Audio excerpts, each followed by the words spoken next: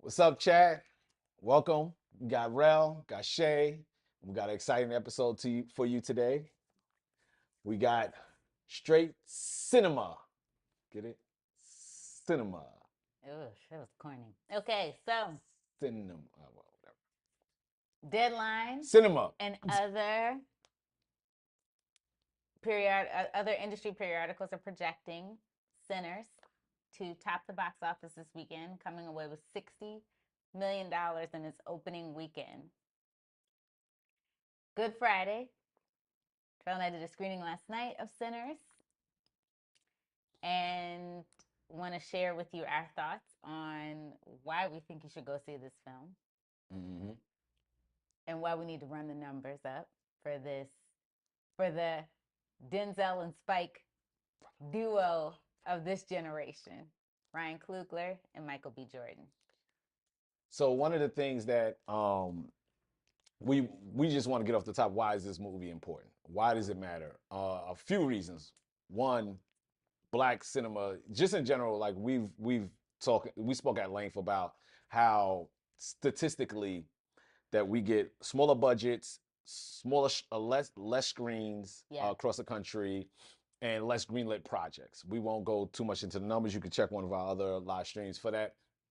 But also a black horror movie, right? Like, which Yeah. we'll discuss, is this actually a horror movie or not? But like a black horror movie, which, the last time we had one that made any like real true movements. Let's Get Out. Get Out, really Get Out. I mean, I know Nope and Us from Jordan Peele also were very successful films, but Get Out was one that really like moved the needle. And this is the next one that moved the needle. And look how long it took for that, right? Like that was pre-pandemic. Yeah, Get Out was 2016, I Oh, think, okay. or was it Wow. 2017? Oh my God. Yeah, because Okay. like Get Out was pre Black Panther. I know Oh, that, oh but Lord, time's flying. yeah, it's 2017. I didn't have these gray hairs. All right, so you're talking about almost 8 years of like just nothing in the black horror genre that moved the needle. Yeah, And I think this is gonna be one of those movies. Well, we saw it and cinematically. thank you. It moves the needle. Mm-hmm. Now the question is, will y'all go support to move that ticket needle so we can make more projects like this, get bigger budgets, and have more opportunities to be creative? I mean, for an original IP, which is something that we aren't seeing right now in Hollywood. I mean, we Mm. are, because actually someone gave a list, which I can.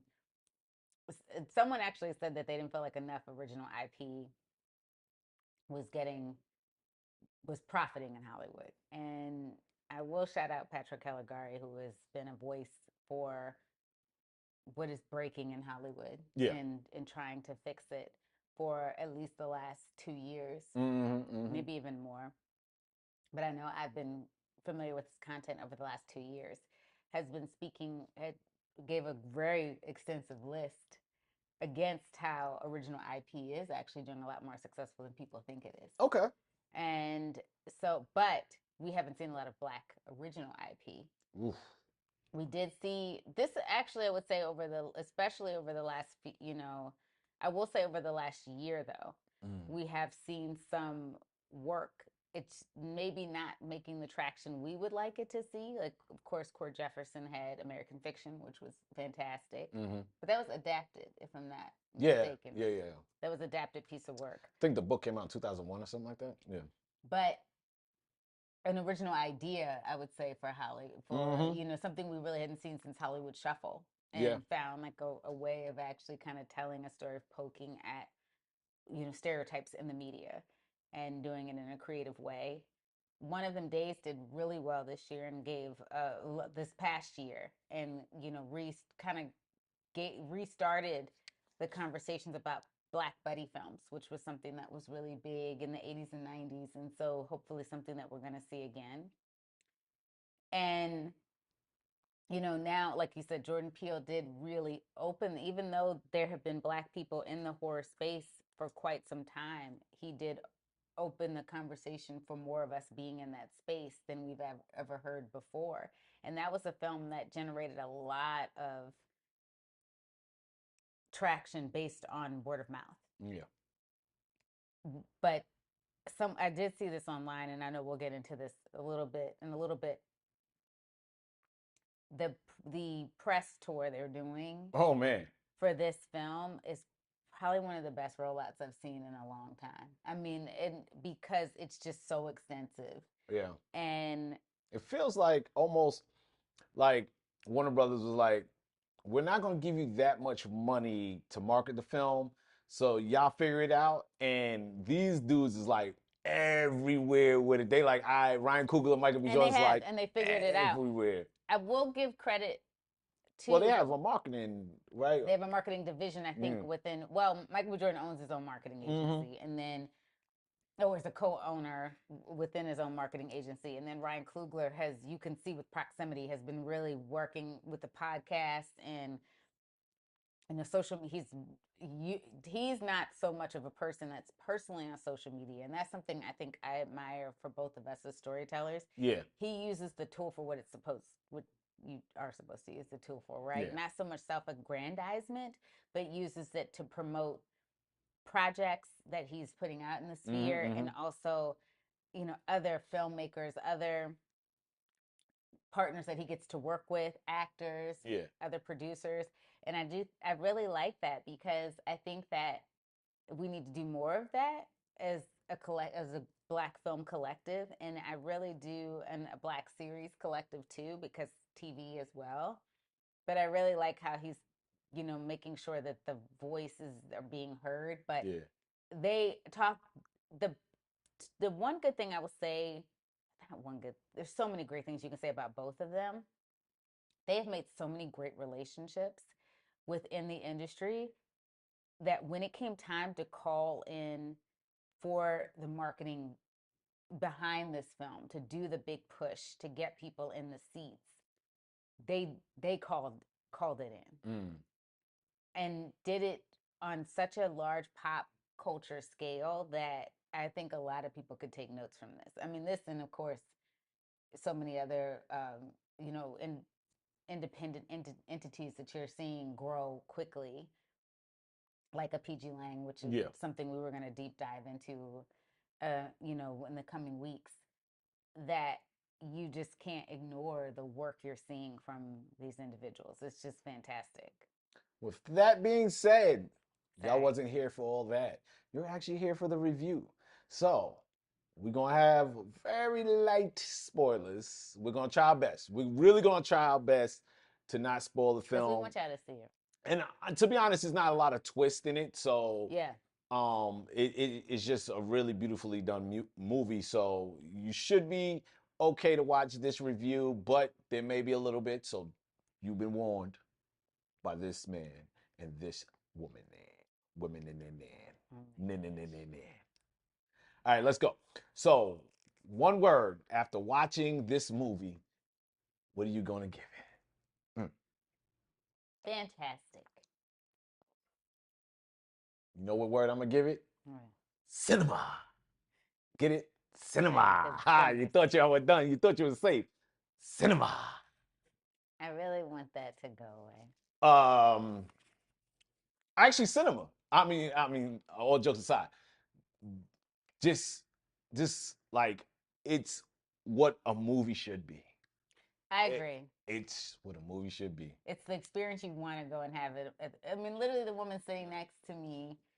That's the cool part. When you have a movie where strangers talk to each other. Don't get too caught up in this, because we're doing a review. I know. Not shouting out people that sat next to you that was whispering in your ear, good nothing, sweet nothings. She turned and said, "This is the one I'll definitely go see again." And I could see. She said I could watch over and over, and I agree with her. Yep. And I think that's the thing. It's an experience I feel like I have not had in the movies in a while.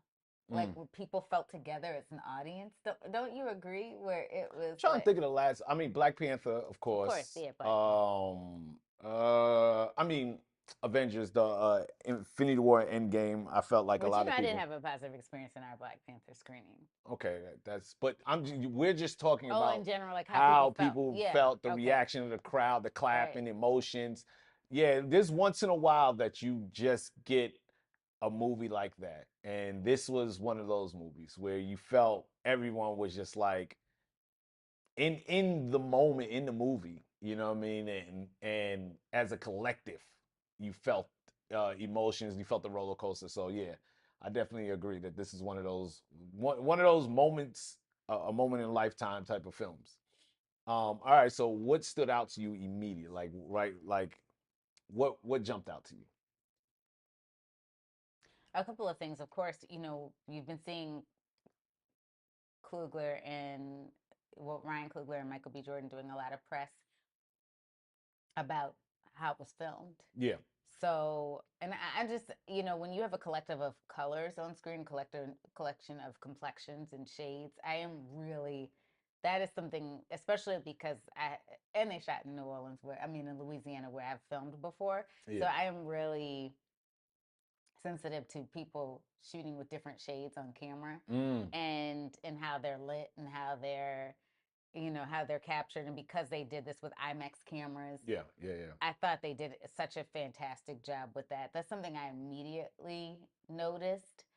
The visual storytelling that you learned throughout Yeah. the film, and Yeah. honestly, Michael B. Jordan's performance, uh, like we weren't even 10 minutes in where I was like, I forgot I was watching him. Yeah. Yeah, I think if we're talking about what stood out to me immediately was Michael B. Jordan Mm-hmm. because I'm not gonna lie, I was very focused on that because I know Michael B. Jordan sometimes gets a rap for being a bad actor at times, and I'm not saying I agree or disagree. I'm just saying this is what some people say, and he's a little he doesn't he's not that talented. Some people say that, right? Which Uh, I'm trying to figure out who these haters are. but you knew one. But Yeah, I did. I say for this particular movie, Did being the operative word. uh, for this particular movie, I feel like he was.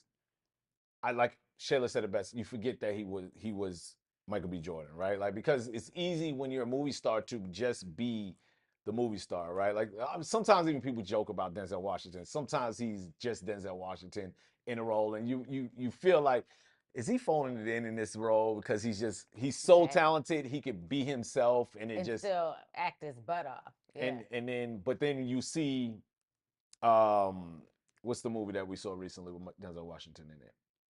Oh, Gladiator Gladiator 2. 2, where I was like, oh, I forgot that's Denzel Washington. He's playing a whole different persona.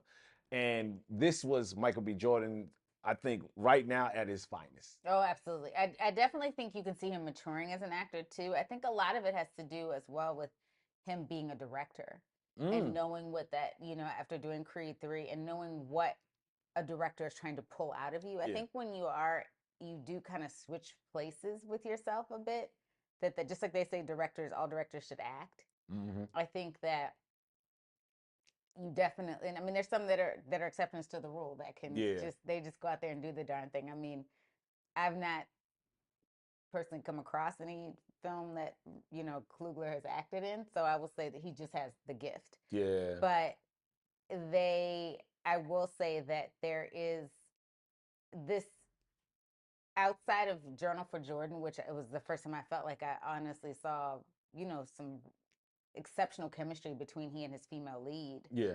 Shantae Adams, right? Shantae Adams. I thought that this was another one where you were, and I mean, especially because he had to play two characters. Yeah. So he rose to that challenge, and there were times like Rowan, I was like, gosh, I forgot I was watching him. Yeah. Because So, oh, yeah, go ahead. no, I was just gonna say he's such a magnetic personality Mm-hmm. that you want to support him anyway because he's one of those good guys, right? So we go to the movies to support him anyway. But I think at the end of the day, you're now starting to see him in his Denzel era, right? Where you're seeing him Ooh, kind you of. throwing big words out there. His Denzel era? Let's see. I mean, because One good role don't make it a Denzel era. what did he do? What was the last one he did? So it was Creed 3, right? Was Yeah. the last one before this one? Yeah. Because Journal for Jordan, yeah, because Creed 3 was after Journal for Jordan. He did a great job in Creed 3. Denzel era started with Glory. Let's I slow know, I let's know, I know. pump the But brakes. I will say this. This is the one thing we talked about with people like a Denzel Washington, Mhm. like Norman Jewison, who directed Soldier Story in The Hurricane, Mm-hmm. said that Denzel actually revered stage more than he did screen. Yes. You don't, before, he really started to appreciate being a screen Mm-hmm, actor. mm-hmm, mm-hmm.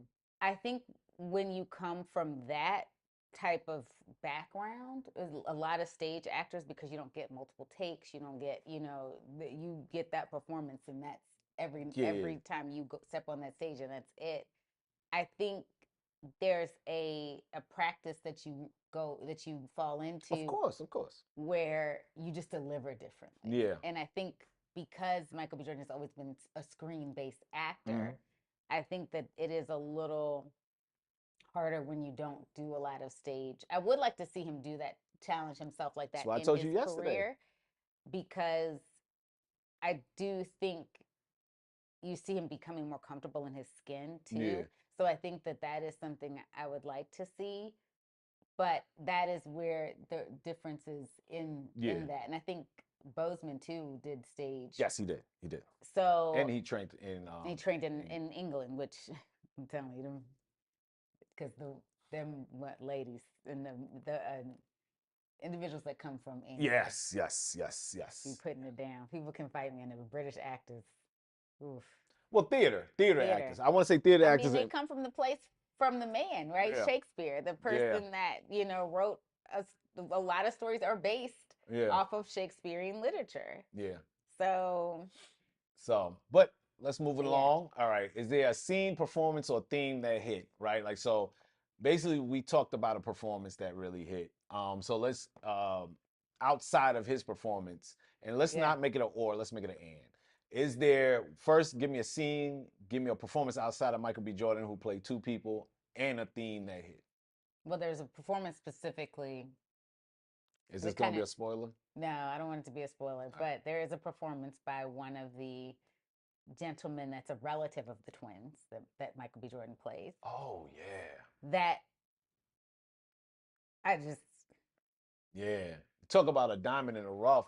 Where did this this kid kid come is from? incredible. Yeah, So I really look forward to seeing more from him. It's funny, even though Michael B. Jordan is, helmed as the star of this film, there is a breakout character in this project, which mm-hmm. ends up being, really technically he's the Yeah, the narrator in a sense. yeah, yeah, So yeah, there is a breakout character that really kind of, because you think about it, he brings the monsters to the yard. He yeah, also, you know, finds solace and peace within himself yeah.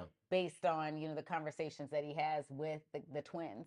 So there's a lot of things that, I think that that performance in and of itself is very, That's an interesting.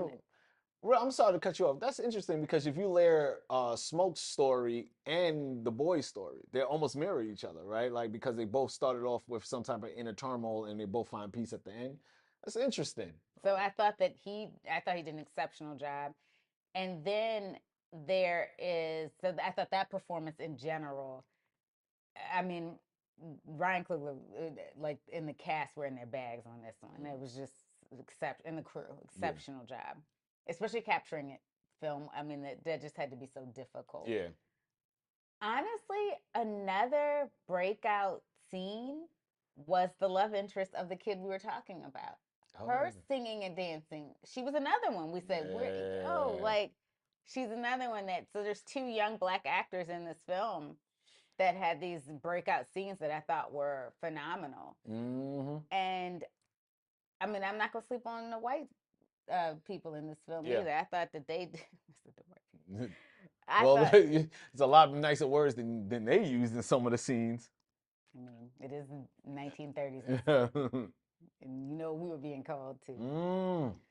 So I thought that was that they did an excellent job as well. I have to say too, Ryan Coogler's so good with this, and that's the last thing. This is the last thing I'm gonna say. But there's a theme. He knows how to really tap into that vein of race relations Mm-hmm. without it feeling too. Sorry, this piece. Sorry, guys. Soapboxy. Yeah.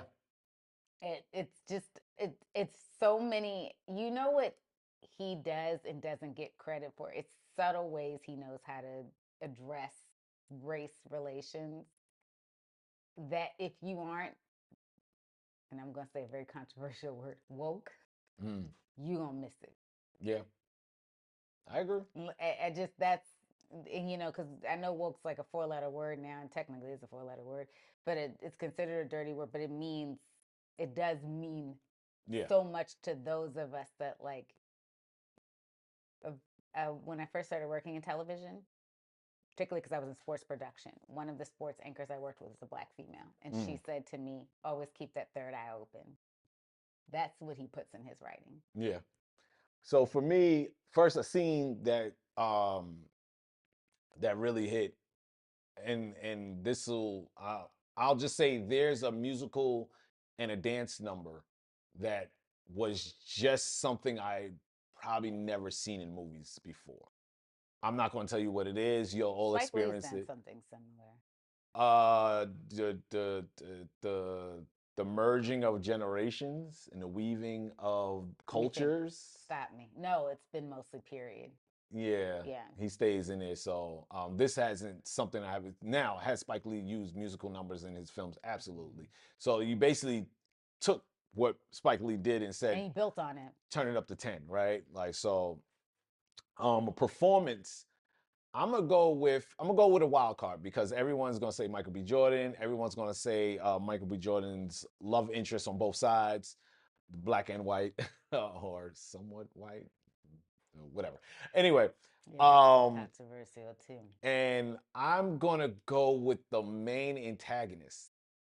When I say this dude was, I mean, it was weird because the way that and this will be a light spoiler here, right? Like his motivation, because he's a vampire, which that's not really a spoiler. We all know that obviously it's a movie about vampires, so the main antagonist is a vampire. So when you find out what he really wanted, right? Like what he was really after. And I won't tell you specifically that element, but I will say his motivation was to see his ancestors, which is kind of wild because that's all like that's kind of what the basis of the movie was, connecting us through the generations of our ancestors and stuff. True. And him being a vampire, being alive for so long, not even ancestors. This would have been people who were probably alive with him. He was a vampire. He's a very old vampire. So all of his family and friends have died. So he just wanted to feel connected to something or someone. And he was willing to do anything and do anything horrendous to get that. Yeah. And I think that's where it was interesting. And also, speaking of theme, connectedness. Yes. You know, there's a part of mind control in this. There's connecting through the generations, connecting through music. It was it was weird, even though that this is like it's a horror film, and nothing good comes out of this. There is a theme of connecting this throughout, like connecting all and the cultures. Well, starting right? with the fact that your main stars are twins. Yeah. And if you've seen in the interviews leading up to, like you said, that connectedness is a really good Oh one. yeah, twins, yeah. But another thing too, it's funny when you were talking about themes like connectedness and the guy wanting to feel connected. So right, the twins, identical twins, have a lot of people, like scientists have even said this. There's a connection, a symbiotic relationship that's unexplained. Yeah. And also, if you haven't seen a lot of his interviews leading up to it, the community that has the largest amount of multiple births within it is the Black community. We tend to have in our lineage naturally have multiple births within our lineage specifically. So the connectedness, yes, that's another thing. Oh, also the breakout star that a lot of people have been talking about, because this is his first role, actually, I think. Wow. Miles Caton. Kid is Miles Caton. Sorry, Caton. Fantastic. But yes, connectedness is another thing, and also, I would say to a certain extent, trust. I think that is something that he's showing, like, where the lack of trust Mm-hmm, in mm-hmm, our mm-hmm. community stems from, Oh, yeah. and also how it gets violated in the Yeah. sense of where we still have trouble trusting. Yeah, I think it's just it's so many themes that It excuse is me, a lot of so many themes. themes that were actually hit, and even one thing that I pointed out, and this was interesting, maybe a stretch, but if you watch the movie, when you watch it, try to see it from this perspective of the main vampire using the poor white people to attack, basically for safety, and then using them to turn on the black people, and all for his self-interest. So basically, and then having this thing of a man in power turning two classes Mm-hmm. against each other, Mm-hmm. which I think was something either a happy accident or was intentional. But if you think Considering the about it, time that we're in. yeah, Yeah. thinking about like racism and classism, and what is the bigger issue? Is it racism or classism? Some people say classism is where you have poor white people who think they're better than poor black people, when you're actually the only Oh, people benefiting they are the addressed rich those white people. themes in How to Kill a Mockingbird. Yep. Like it was more believable that this black man was the offender than, Mm-hmm. so it was like the those that, it in terms of the poor whites in that town, because they were white, the more affluent white people were willing to even believe them Yeah. than they were the black people. So it is interesting, like how he just tied in so many things from the South Yeah. that it just, so many things that are so prevalent in a lot of Southern areas. I mean, there's still lynchings happening in Yeah. Yeah. some For sure. spots down there. So I definitely feel like he just hit all of all Yeah. of the things you could possibly think of in terms of, and because, this takes place in the early 30s. So, Yeah. 1932. Yeah. the Second World War hadn't even Yeah. happened. So, like where we were. Yeah. So directing, cinematography, or casting, anything that stands out that's memorable. We touched on all these topics. I mean, I think I want to talk more about the cinematography because casting was awesome, Mm-hmm. and maybe a little bit of the directing. And I'll turn over to directing more so for you and what stood out to you. You mentioned one thing about pulling out great performances, and I want you to touch on that because a lot of people don't appreciate that talent of directing, right? Like it's not just putting people in the right places. Yeah. So go Because ahead. you work with a group of people too. Yeah. So you have to, when everything is firing on all cylinders for a project, and the reason we can speak from this on both of us can speak on this from the standpoint of like when you're pulling more of the weight than those you're working with, as opposed to, when everyone's working as a collective, because we've worked in TV production long enough to know when everyone is playing their instrument and Yeah. the orchestra is playing well together, or when a few people are like slacking on their part of the of the composition, and some of the other parts of the orchestra have to pull them up for it so that the piece still sounds beautiful. Mm. That's kind of the best way I can say it. But then also trying to shoot my own short film 2 years ago, I remember talking to a filmmaker, and actually, she did really live on Netflix. Check that out when you guys get a chance. She said that when I was kind of walking her through what I went through in that experience and why no one was ever going to see that footage, she said, "Well, it sounds like the problem is you were the smartest person in the Yeah. room."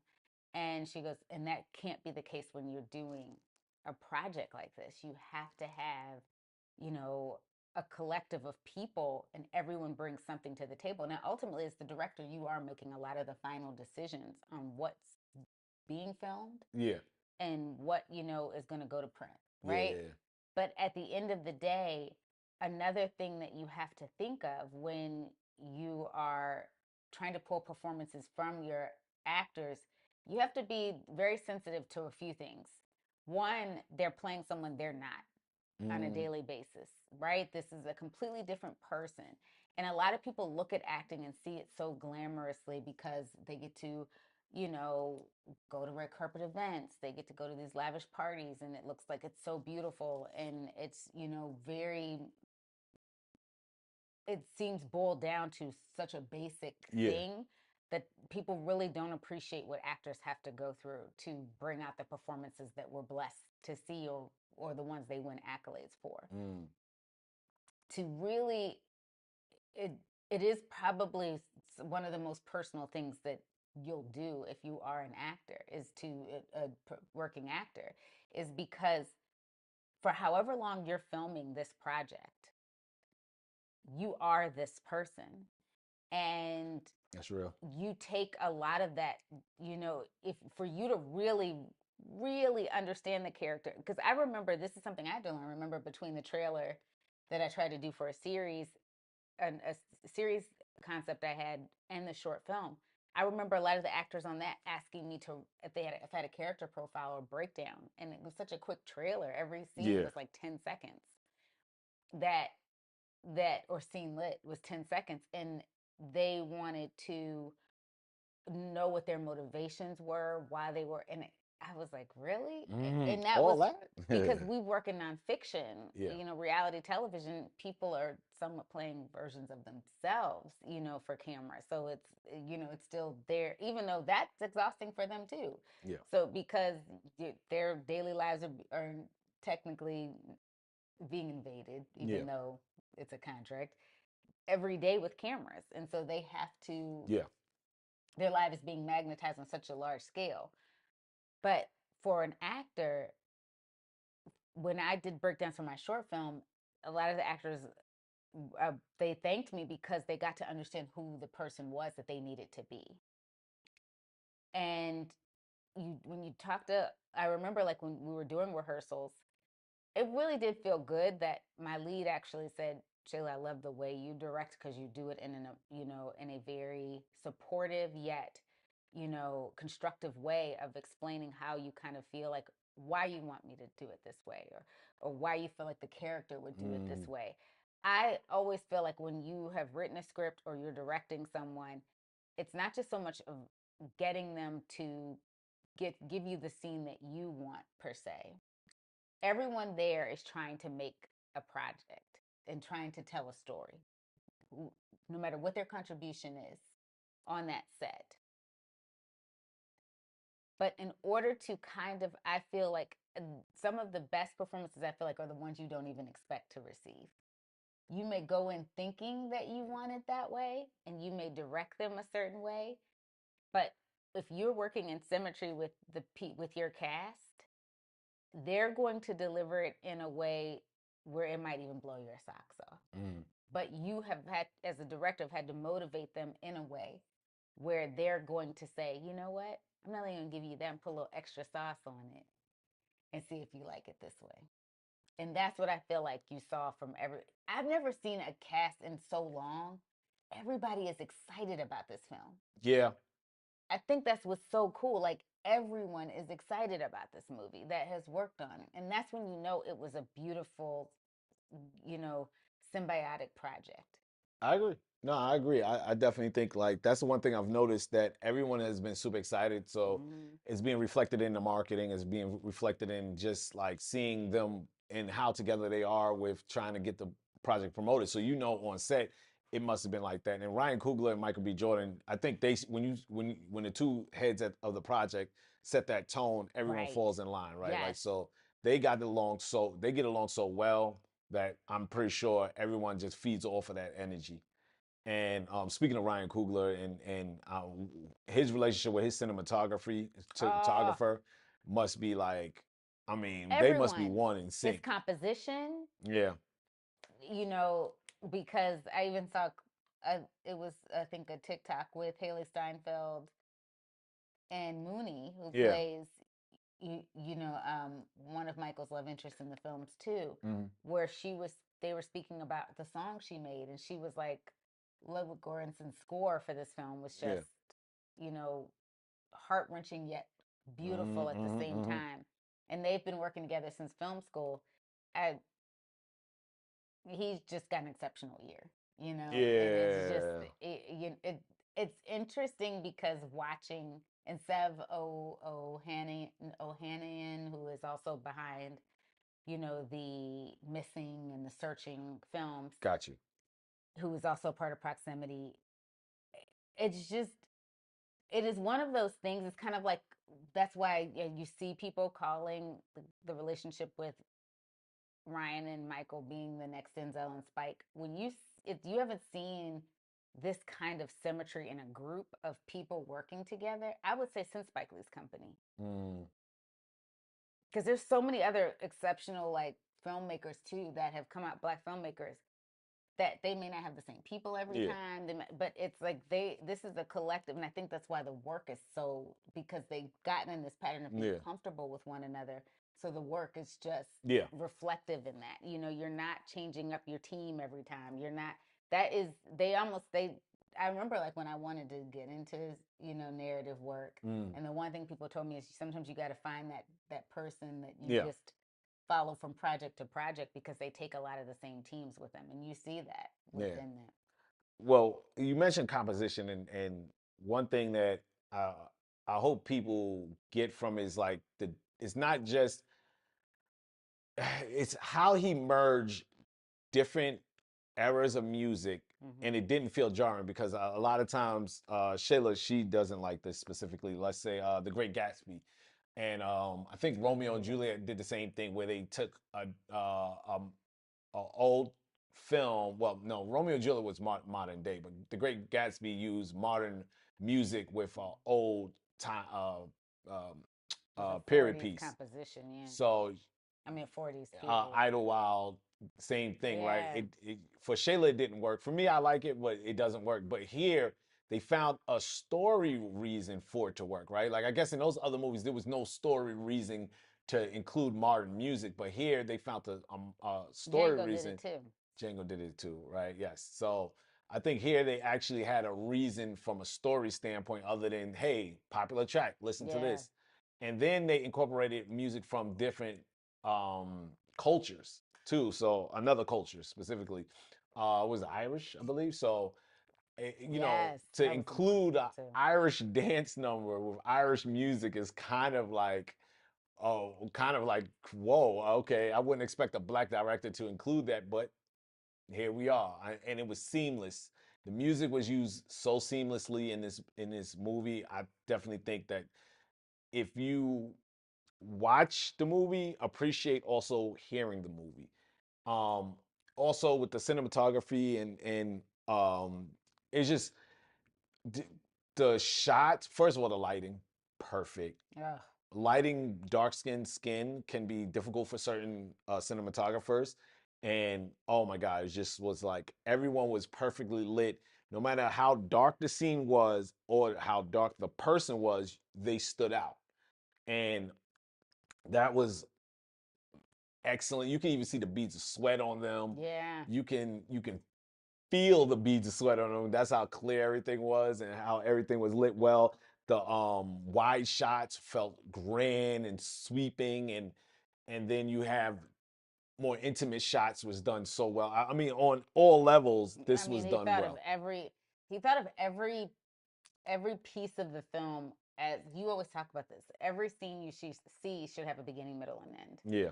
And because you always talk about that as an editor, I think about how I'm going to Mm, start it, how I'm going to, because I almost feel like that is being lost in some of the television that, you know, particularly nonfiction, that the beginning, middle, and end isn't thought yeah. through in a scene anymore. And I thought that was something that was just so well executed in how he did that. But also, because I always find, and this is interesting, like, you know, in nonfiction, because we have a lot of party slash event scenes, Hmm. because that's something where we get to get the ensemble cast together. And sometimes people shriek from those things having to film them. They're not easy, because Yeah. it's just like with Succession and doing that funeral. And I said, he had to shoot that like it was a live event. And when he said Yeah. he did, it was like, of course, because of how the cinematography and everything was following all the cast members. But what I'm thinking of specifically, and this isn't really, I'm hoping I'm not like spoiling anything, sorry, because I really want you guys to go see this film. One of the things I found so, I always love is when you're in a very large setting, like a party, or for this it's the juke joint, and then you go into a separate room where others are having conversations, and then you come back out, and it's just like this. Oh, yeah. It feels like you're following the main characters throughout their story. He did such a good job in doing this. Yeah. And when you put in, the reason why I'm like geeking out over this, you guys, is because Rel and I'll tell you, creating those pod moments is so, and to cut it together is so difficult, because what people don't realize is those, especially when you're, unless you do this type of storytelling work, Yeah. those are shot separately. That background noise when you go into a room and those other people are having that conversation and you hear that party isn't going on. They're just shooting that scene. Yeah. So to think of how you're going to make it feel seamless is it's very difficult to do, and he executed it so well. While juggling this shooting in different formats, while juggling A character playing, one of your actors playing identical twins, so you had to figure out when the stand-in was, because there's times when Michael B. Jordan's talking to Michael B. Jordan, Yep. and it's not him talking to himself, it's somebody else. It's fantastic. Yeah. So I think Ryan Coogler, if I had to come anything away from it, and of like just summing up watching this film, if you are a aspiring filmmaker or a content creator, this will inspire you to pick up a camera and do something. Yeah. This will inspire you to get up there and not just do something, be creative with it, right? Like not just do some mundane thing that everyone else is doing. No offense to people who do skits and stuff like that, but you take someone else's skit and you do it. Now, this will actually inspire you to be like, yo. I've been on a 2-year drought since my film kind of fell apart, and this inspired. Like I'm ready to go. Yeah. Like it just as a storyteller, you're like, oh, I want to make it, because one of the reasons we fell in love, we got into this, is the impact we feel. Yeah. And the love of storytelling. And I just thought that, I felt this way when I saw Origins, but Origins was one of those things too where it felt like, gosh, this could be a really difficult thing to pull off. Yeah. If you don't have Ava DuVernay's years of experience. Yeah. The same with like Nickel Boys. Nickel Boys, yeah. It felt like years of experience, where with Ryan Coogler, like, oh, I kind of want to try something, and I kind of want to think, because it could have easily, if this was someone that didn't have his years under their belt, Yeah. could have been very jarring. Yeah. The way he took you in and out of that party, Yeah. it could have been very jarring, and it could have been messy. Yeah. But it was done so fluidly. That is not easy to do. Yeah, and I'll say this, and I mentioned this early when we were, just starting a live stream. This was a movie. It was. That has horror elements. Keep that in mind. This is a movie. This is a beautiful movie, a beautiful dedication to different cultures and how he handled it very sensitively. And this was and also like a love letter to our ancestors. Yes. And so this isn't just a horror movie. This isn't, Shayla is not a fan of, she likes horror, but she doesn't like to watch it. I actually do really like horror. I'll turn it on like in the middle of the day. That's probably the best time to watch it for me. And then look away, right? Like this is one of the rare times you don't even have to look away at the horror elements. Not heavily reliant on jump scares. It's just like, man, even the horror elements are tastefully done. They are. So I definitely say, like, keep that in mind of like why we're so hyped about this movie is because it's an experience that we have never actually experienced before. So. And the character development, like, if you want to get to know, he did it without voiceover. He did it without, there is some narration in the, which kind of helps you give the background of understanding the musical element of the film, which I thought was super, important. And that way we don't have to get this weird exposition somewhere in the midst of the film. But it also, there is, I felt there was this sense of, like Rell said, there's not only a love letter to our ancestors, but also, I mean, I just feel like in a time too, and this could be controversial, seen that way, where I just feel like the idea of Black pride is so fragile, and we're shying away from wanting to be called Black, or African Americans, or whatever like label has been put on us or we've adopted. I just feel like this is something that we needed, Yeah. because it just, you know, I kind of, I don't unfortunately like to see the direction our people are in, at times. And it is very inspiring to see that there's still people, because Ryan Coogler's still very much a very young director. So for him to understand the levels of culture, because he, like he said, he had an uncle that was a part of Great Migration.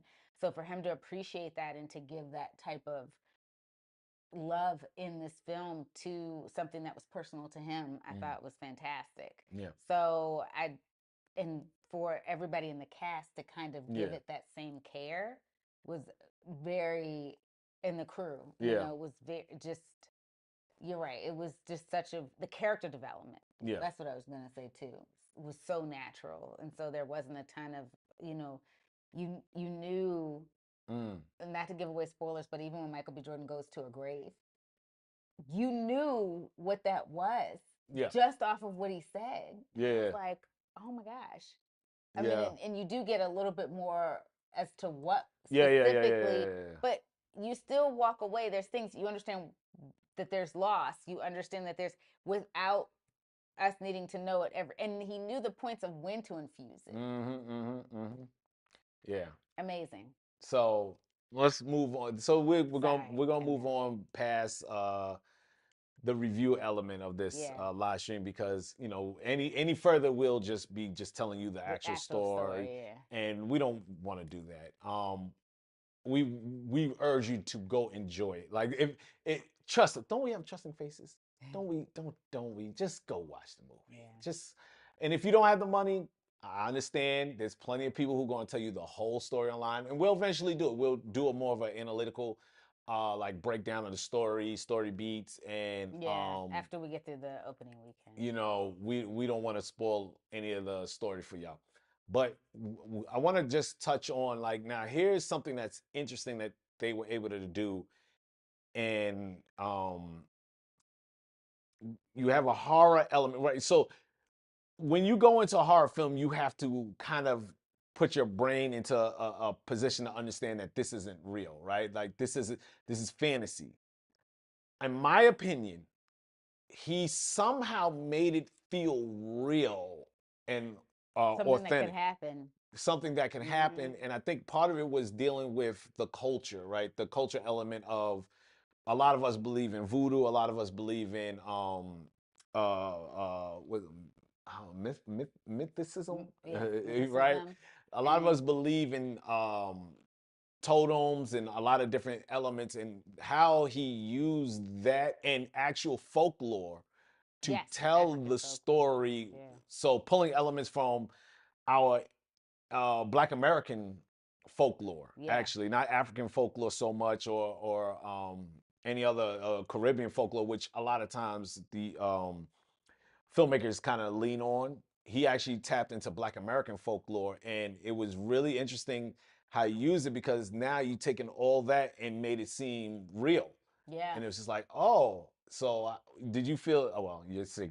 Yeah, so I guess you felt the same way. Oh, absolutely. I mean, I think that was another thing. We saw a lot of pre-interviews with him before going, but it is told in a way where and you know why I like the fact that he did utilize it. I mean, he thought of so many different things too, to tell a layered story.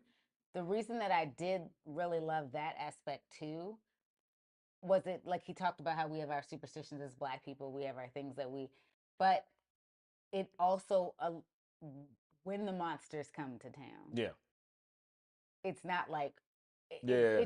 It didn't take too long for them to figure out what was going on. Yeah, yeah, I yeah, yeah, hate when that yeah. happens. I hate in the horror films where it's like that's a whole like 10 to 15 minutes Yeah. or of the film where people need to figure out what's happening.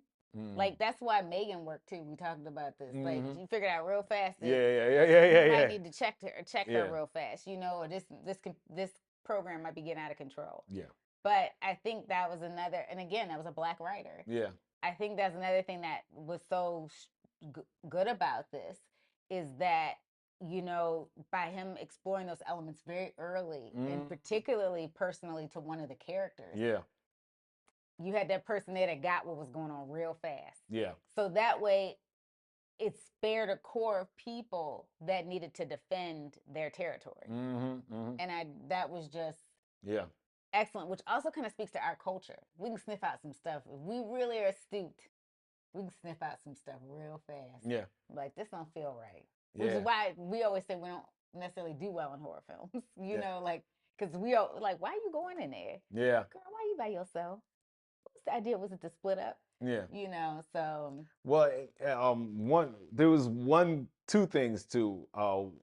One thing is how he sets up the movie to explain our folklore rather than spending time trying to explain how vampires exist. Yeah. I think that was a very good choice. I think because, like I said, like if you wanted to feel more authentic and more real, you tap into our culture and our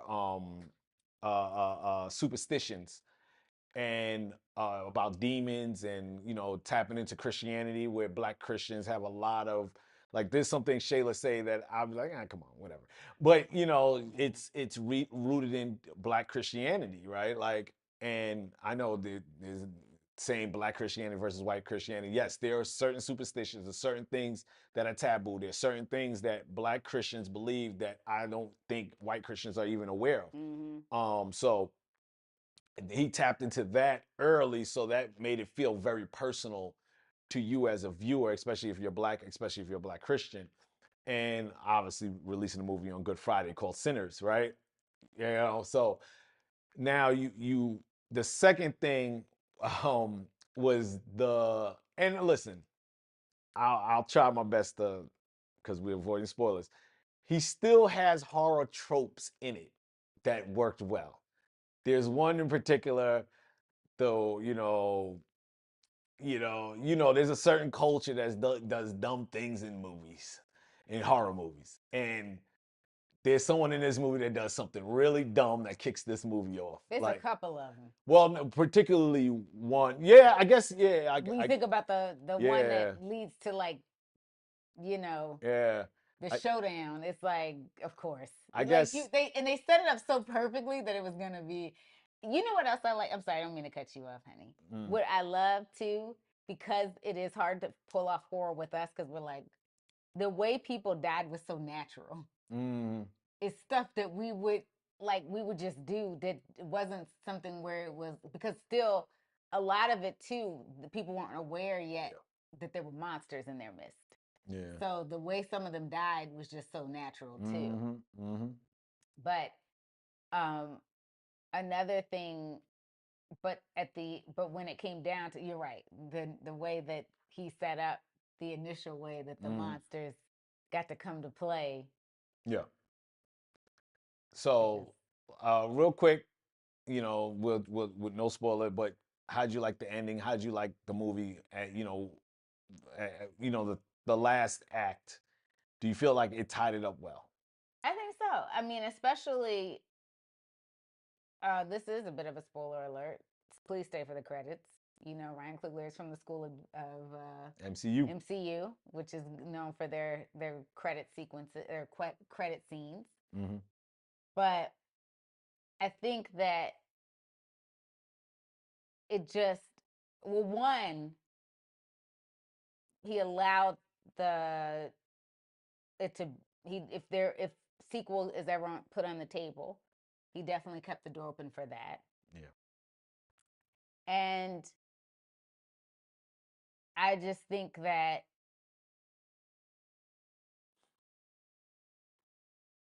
I just thought it was a beautiful way to end the project. Yeah. So it just, in terms of take the credit scenes out of it, it was just it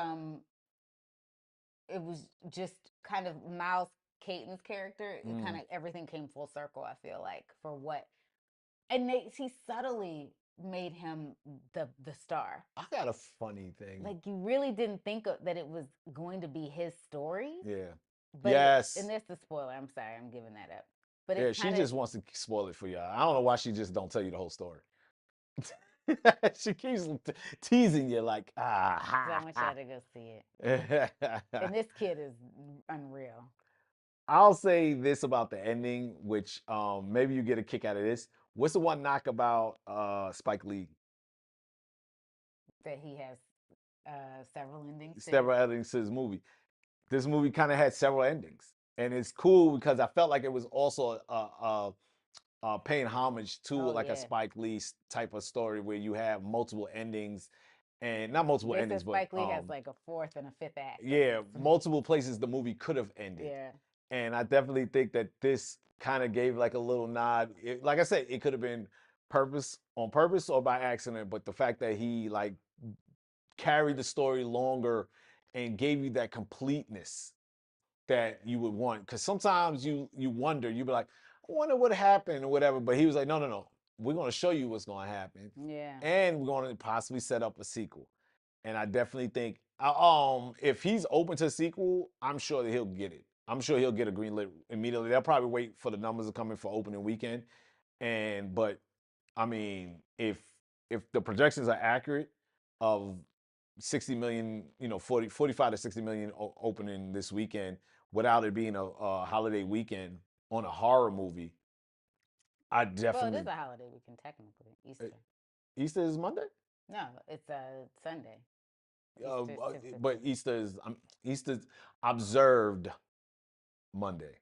I don't know if they observe Easter Monday, but I'm saying like technically. Is Monday a day off? That's what I'm asking you.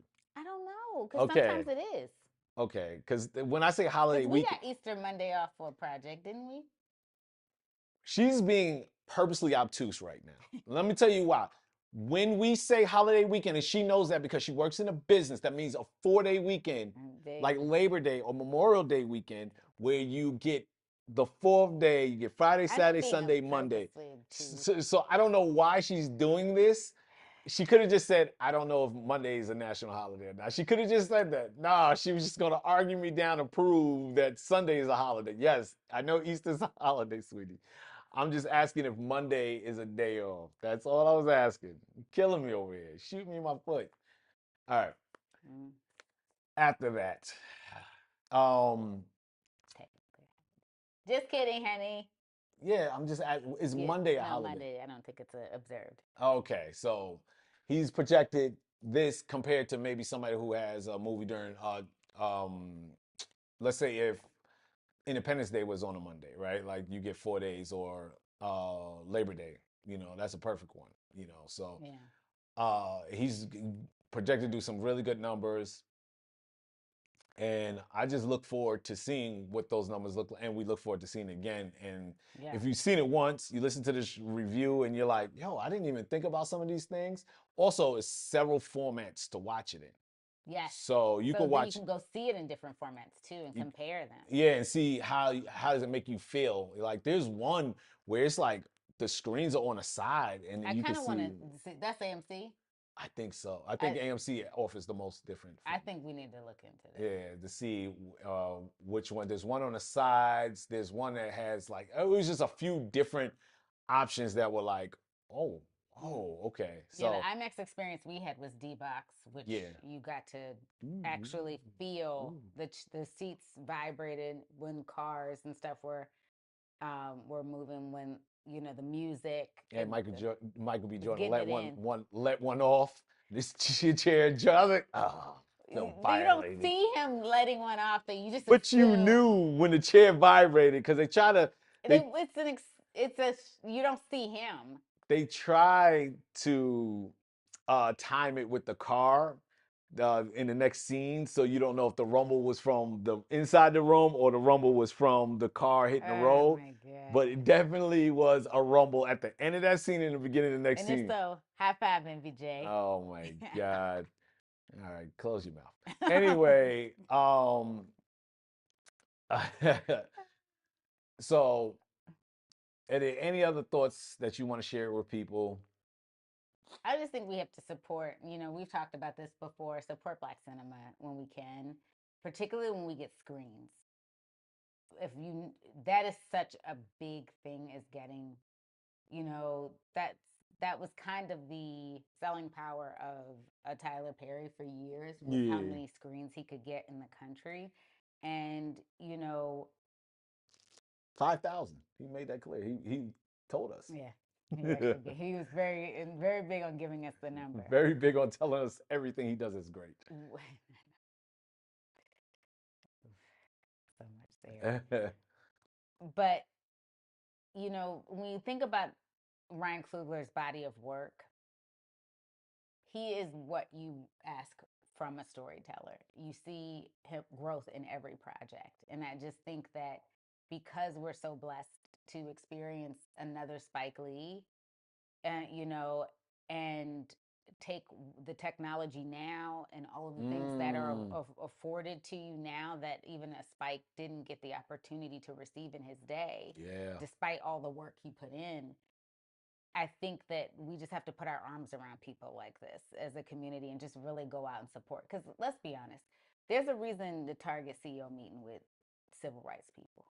Our dollar means something. And I know it's hard for us to kind of understand it because they try to minimize our numbers, because I kind of find it hard to believe that we're only 13% of the population, but whatever. Because who takes the survey? But anyway, or the census. But I still think that, our dollars matter. And when we put our dollars in, we see change. That is what change really, unfortunately, in this country is based on, is economic freedom. And that's something we all aspire to. It's something we all want. And Ryan Coogler is doing it in a way that we all want to as storytellers. When Rell and I accepted our first deal memo to do our first series for networks, it was because we wanted to tell stories. And it may look like to some people that we're playing at life or that we're doing child's play, but we get to be creative every day. That's what we wanted to do. That was the career path we chose. And the fact that he gets to do it, and he's continuously gets to move the needle in the conversation, is such a blessing, because it opens the doors for other people. Yeah. And I think that that's what, let's just run the numbers up. And let's just not like everything we see on social media. Let's really go out and support. Yeah. Because you're not going to be disappointed. I'm just going to tell you that. You are going to have a great movie experience. Unless you're a hater. That part. But if you have seen it, please comment, let us know.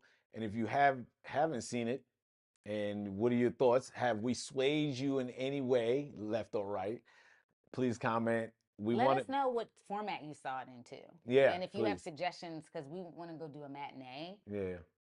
But let us know what format you saw it in and you felt like was the best. Yes. Yeah. I want to know what y'all, because it's like 5 or 6 different formats. So we definitely want to know what format you saw it in, because maybe that'll inspire us to check out that format. So, and we'll let you know from and your favorite performance in the film. Yeah. Anyway, so next up on Shayla Hayes Terrell. I'm just joking. What is this? She loves me. Yes. She just kind of just likes to. Well, comment underneath if you think I was right or if she was right.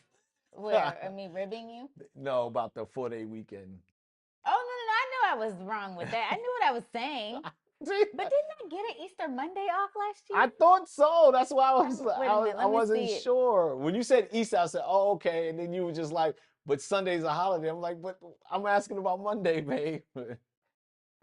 Let's see if Easter This is Monday what we do. We do friendly banter. At the end of the day, we love each other a lot. It's not federal in the United States. Oh, so it is not a 4-day weekend. Sorry, that sucks, man. Oh, I think if you're like... Oh, but there's a new proposal up for it to be a federal holiday.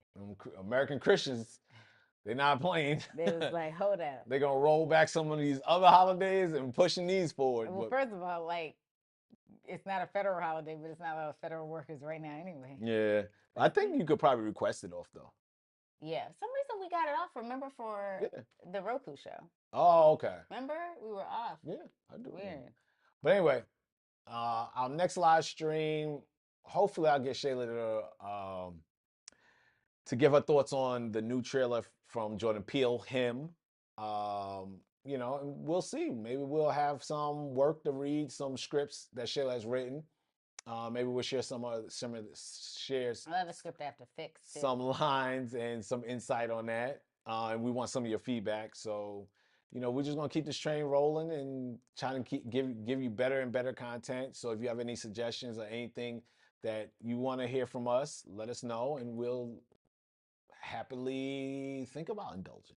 There's no promises though. Oh my gosh. I don't like to promise.